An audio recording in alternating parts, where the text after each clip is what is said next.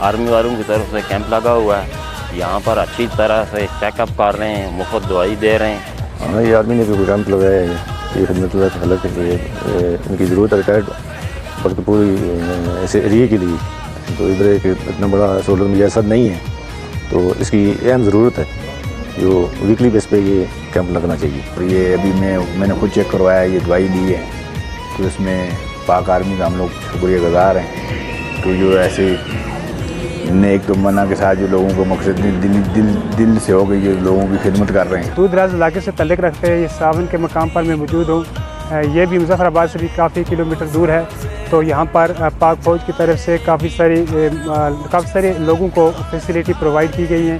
जिस तरह ये हमारा मेडिकल चेकअप, ख़ुसूसी तौर पर पाक आर्मी का हम शुक्रिया अदा करते हैं कि ये मुस्तक़बिल में भी इसी तरह हमारा ये फ्री चेकअप करेंगे और फ्री इलाज हमें प्रोवाइड करेंगे।